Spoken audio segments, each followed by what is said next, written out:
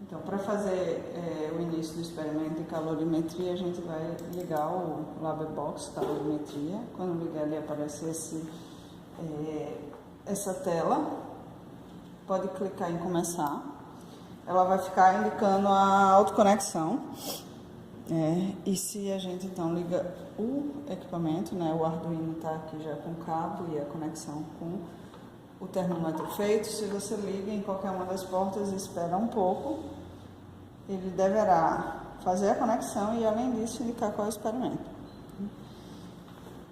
E aí você já pode tocar em começar. A partir daí, desse momento, você vai ver essa tela em que começam a surgir informações do eixo, temperatura e tempo. Mas você não deve clicar no medir. Quando você clicar no medir, vai começar a construir um gráfico de temperatura por tempo. Isso é só depois que a gente fizer o aquecimento da água e a água estiver quente e uniformizada. Mas por enquanto a gente vai usar essa informação do termômetro que aparece na tela. Então o termômetro já está ligado, já está sendo mostrada a informação do termômetro e a gente vai usar isso aqui. Tem um pequeno detalhe nesse momento em que a temperatura está sendo apresentada com 2 casas decimais, mas a incerteza informada pelo fabricante é na primeira casa decimal, é de meio grau. Então, embora a informação esteja sendo apresentada com 2 casas decimais, o aluno deve lembrar de que é preciso arredondar na casa da incerteza. Tá. Então, pessoal, a gente vai ter um metal, né, que é o que a gente vai tentar descobrir o calor específico. E a gente precisa ter uma relação de massa de água e massa de metal que a troca de calor seja suficiente para que a gente consiga resultados coerentes, tá? Para isso a gente vai medir a massa do metal. Então a gente tem uma balança aqui, mede a massa do metal. Então deu 69,2, né? Aí a relação sugerida na apostila é que a gente pegue essa massa e divida por 0,3 para que a gente tenha uma massa de água que seja ela dividida por 0,3, o que vai dar aproximadamente 231, tá? Aí o que a gente vai fazer agora? A gente vai pegar o becker, se a gente coloca o becker aqui, ele vai ter uma massa, a gente faz a tara, tá? E aí a gente vai colocar a água aqui, suficiente para ter esse 231, que é o que a gente quer, e poder fazer o aquecimento. Essa água não precisa ser muito precisa, né? A gente tem uma coisa que seja perto de 231, só que a gente vai usar exatamente a massa que for a massa para aquecimento, né? E se a gente resolver botar um pouquinho mais, não vai ter problema. Deu 231,8, né? E é essa massa que a gente vai, então, colocar para aquecimento para poder fazer o experimento. Pronto, então, depois de fazer a medida da massa do metal e da massa da água, separa essa água para aquecimento e pega o metal e coloca no becker maior. Com água, essa água não precisa ser mensurada, mas ela precisa ser suficiente para que a gente cubra toda a massa metálica, porque a gente vai deixar o metal em equilíbrio dentro da água para que ele sofra menos variações de temperatura em relação ao ambiente, que tem ar-condicionado, vento e tal. Então a gente vai, enquanto a água do aquecimento está separada, a gente vai colocar o termômetro na água para poder conseguir medir a temperatura do metal, né, que está em equilíbrio térmico com a água e que vai ficar aí imerso até ser inserido na água quente. E aí então a gente tem que medir a temperatura inicial do metal, né? Essa temperatura vai ser medida agora e a gente ainda vai fazer o aquecimento da água, e isso pode dar uma pequena diferença, mas a gente vai considerar que porque está com essa água, a temperatura ambiental não deve variar tanto, a temperatura inicial do metal, quando a gente for inserir ele, vai ser igual a essa, tá? Então vocês esperam chegar em equilíbrio, né? Aqui já está variando em torno de valores parecidos, né? Vai para 87, 81, 87, 81, a gente vai considerar equilíbrio, ver o valor que é mais predominante e anota como a temperatura inicial do metal. Então, a gente agora vai fazer o aquecimento. As chapas da gente são de 220 volts, então a gente coloca a chapa na tomada certa e coloca a água para aquecer, tá certo? Depois a gente vai precisar, então, monitorar essa temperatura aqui, é preciso muito cuidado para que as partes,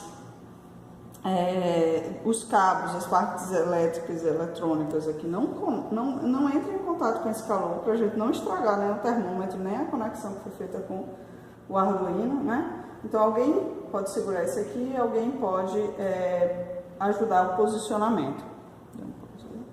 Então, já com a ajuda aqui, a gente fez o posicionamento do termômetro dentro da água, né? O termômetro foi colocado aqui na ponta da garra, porque no centro da garra ele não cabe, ele fica folgado, né? Ele não está tocando no fundo do becker, né? Nem está tocando ao redor do becker. Ele vai medir a temperatura da água nessa posição, que não vai ser a temperatura da água, por exemplo, no tocar do becker, no tocar da chapa, né? E a gente vai ter que ficar olhando a temperatura que está sendo indicada aqui e vamos tirar o nosso becker da chapa quando essa temperatura for por volta de 55 graus. O experimento não começou ainda, ele só vai começar depois que a gente botar na placa de madeira, né? Mas a gente então vai olhar a temperatura e quando der 55 graus a gente vai desligar a chapa e vai manusear com o termômetro aqui para a placa de madeira. Só, então a água ficou em aquecimento, o termômetro inserido para a gente ver quando que chega perto de 55.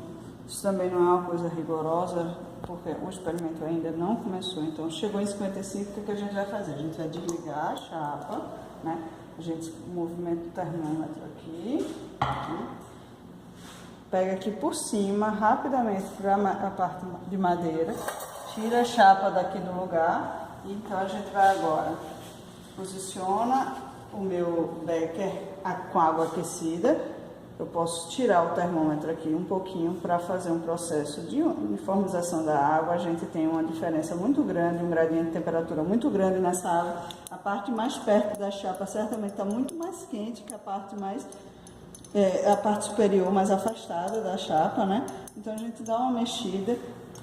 Se observar a temperatura tinha baixado, ela já volta a subir um pouco, exatamente porque a gente faz essa uniformização da água, né? Então, feita essa uniformização, a gente volta a posicionar o termômetro, né?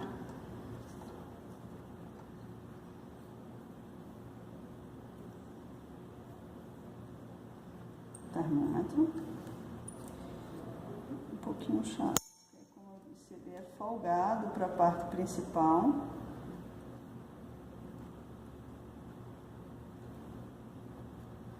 Coloca ele a meia altura aqui mais ou menos. Ele não deve tocar nas paredes, né? Não deve tocar nas paredes do becker, deve estar dentro da água. E a temperatura, se vocês observarem, né? Ela começa de novo a cair. O que é que está acontecendo com essa água? Essa água está sendo resfriada pelo ambiente. Então, o natural é que, como ela está mais quente que o ambiente, ela começa um processo de resfriamento pelo ambiente, parecido com o processo que a gente vai ter durante todo o experimento, uma vez que esse experimento não é em um recipiente adiabático, ou seja, não é um recipiente isolado. Então, posicionado, observado que a temperatura passa por um processo de lentamente diminuir, a gente pode começar o experimento, ou seja, a gente já chegou num equilíbrio térmico na água, e em vez de temperatura subindo da água, porque a gente está misturando gradientes, águas em posições diferentes, os gradientes da água fazem com que a gente tenha temperatura diferente. Como a gente já uniformizou a água, já está mais ou menos em equilíbrio, agora só o ambiente que está resfriando, a gente então começa e toca no medir, tá?